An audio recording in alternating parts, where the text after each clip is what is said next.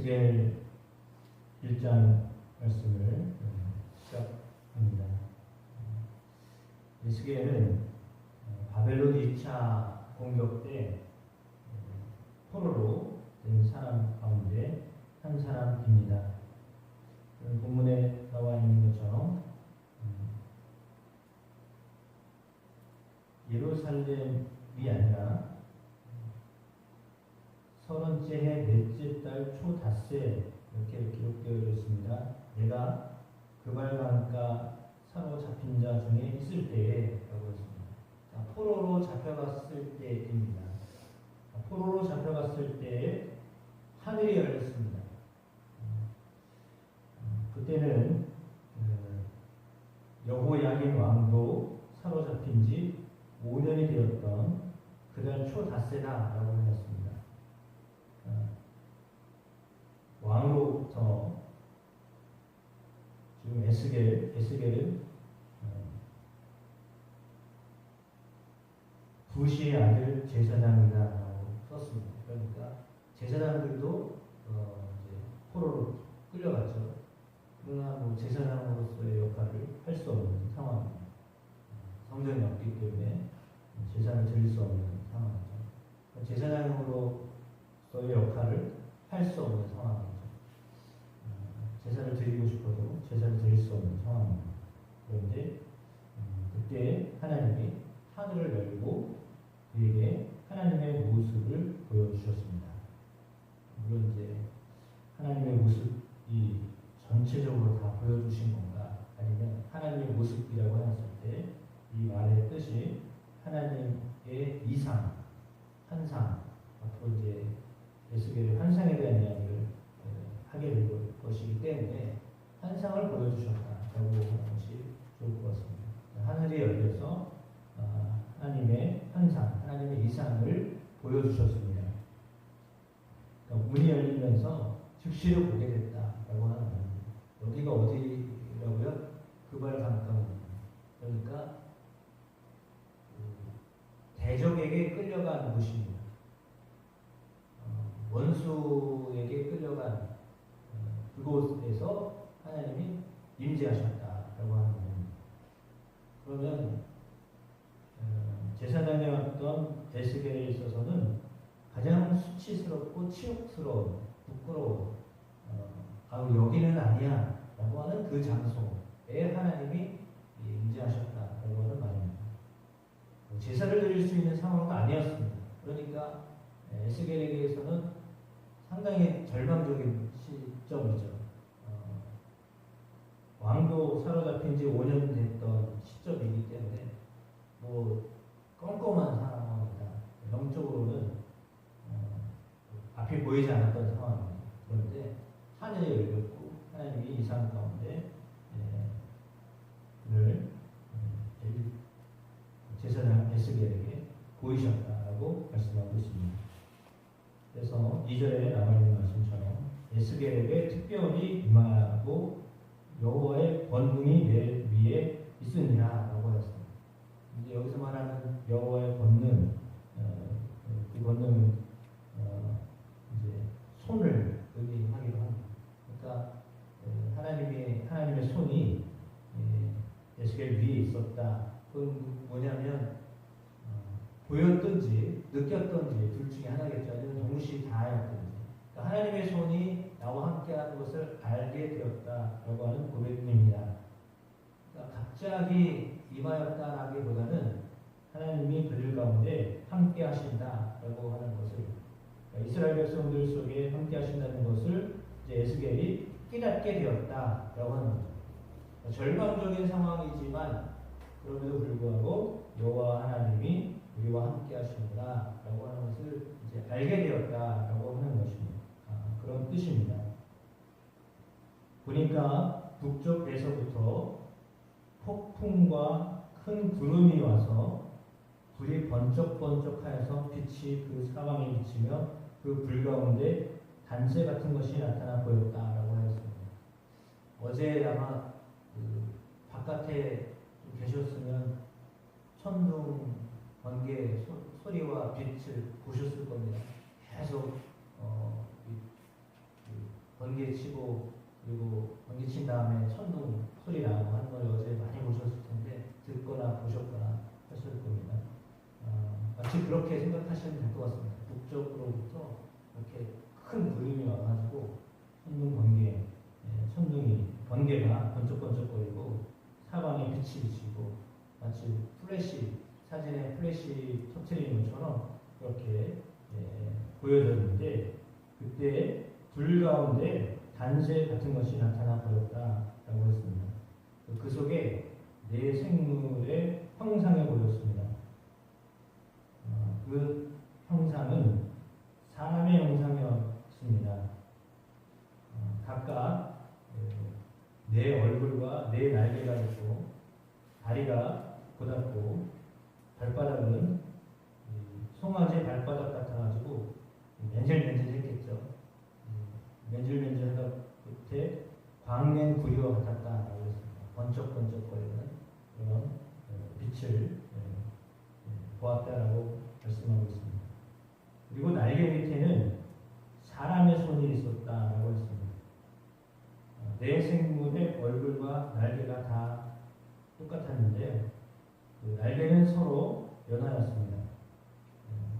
그리고 갈 때에는 돌이키지 아니하고 일본말로 빠꾸가 없었던 거죠. 뒤로 돌아가는 게 없고요. 그냥 앞으로만 가는 거죠. 앞으로만 가는 거죠. 전진만 하는 거죠. 그러나 이제 회전이 가능한 거죠. 그래서 뒤로 가지 아니하고 앞으로만 이렇게 갔다라고 말합니다. 일제히 앞으로 곧게 행하였습니다.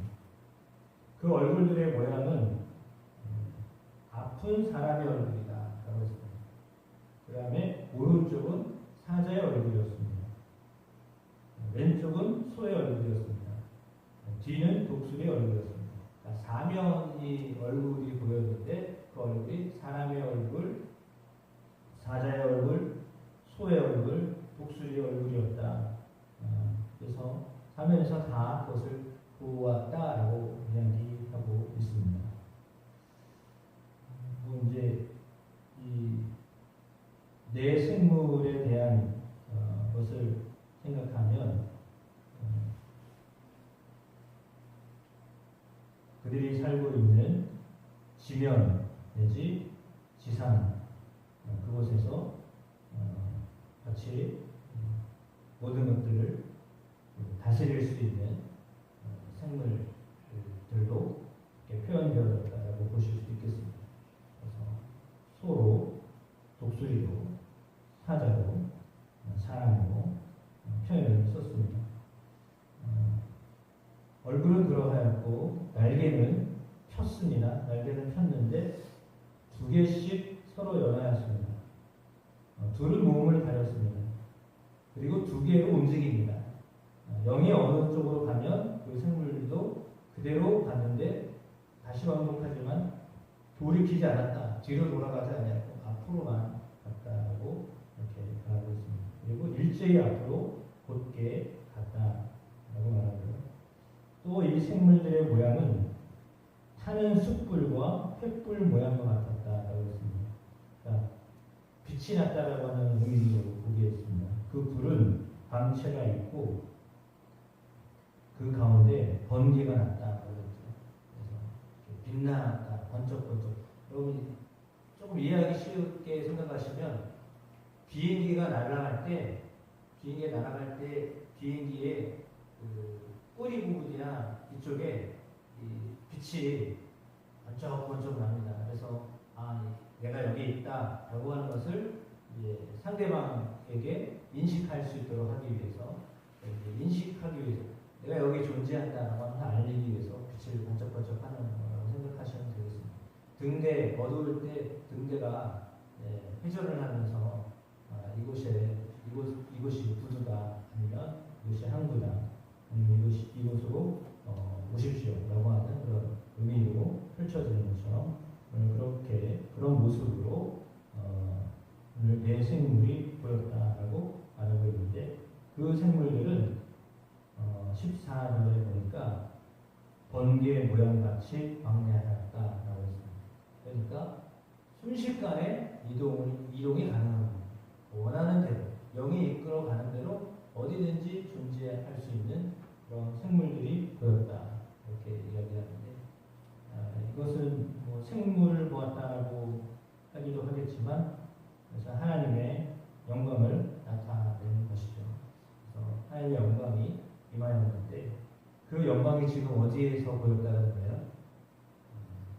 이방 땅 바벨론에서 보였다라고 하는 것입니다. 그러니까 어쩌면 삶은 그다지 만족스럽지 않은 삶이죠. 정신적으로 이미 우리가 여기서 언제까지 살아야 돼? 이 모양으로 내가 어떻게 살아야 돼?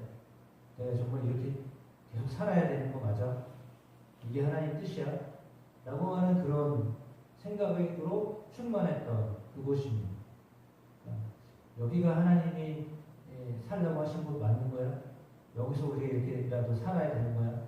내가 이렇게 이런 모양으로도 살아야 되는 거야? 라고 하는 그런 생각을 가지고 있었던 그곳에서 그때에 하나님이 환상 가운데 영광으로 임하셨다라고 하는 겁니다. 아무것도 할 수 없는 제사장, 그러나 그에게 하나님이 이렇게 임재하셨다라고 하는 것을 말해주고 있습니다. 그건 뭐냐면 그런 상황에도 하나님은 소망이 되시고 하나님은 영광을 보여주신다라고 하는 의미입니다. 우리의 삶이 어쩌면 에스겔과 같은 삶일 수도 있습니다. 원하지 않는 상황 속에 놓여 있고 뜻하지 않는 일들이 계속되어지고 벗어날 것 같지 않은 삶이 연속되어지는 가운데 있어서 도대체 내가 여기서 뭘 하고 있는가, 무엇을 위해서 살고 있는가 라고 하는 생각을 할 수도 있는 그때에 하나님이 에스겔에게 역사하셨습니다. 자기는 제사장인데 제사장의 사명은 감당할 수 없는 상황에서 내가 무슨 삶을 살아야 되는가 라고 하는 그런 마음이 있는데 아주 절망 속에 있는 그에게 하나님이 지금 환상 가운데 하나님의 권능을 보여주셨다. 사람과 소와 독수리와 사자 각 영역에서 가장 힘이 센 그런 생물들입니다. 그렇게 권능 가운데 임재하시는 하나님이 원하시면 어디든지 임재하실 수 있는 분이시다라고 하면서 알려주셨습니다. 그러니까 바로 여기 지금 여기도 하나님의 권능으로 함께하실 수 있다라고 하는 것을 알려주신 겁니다.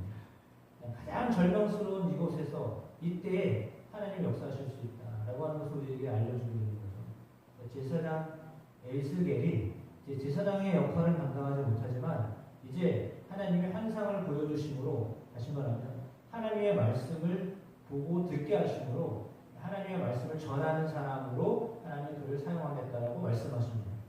그러니까 그 지역에서 그 상황에서 어떤 역할을 할 수 있을까라고 했지만 하나님이 그에게 보여주시고 들려주셔서 이제 복음을 전하는 자, 말씀을 전하는 자로 세우셨다라고 하는 것을 깨닫게 하시는 거죠.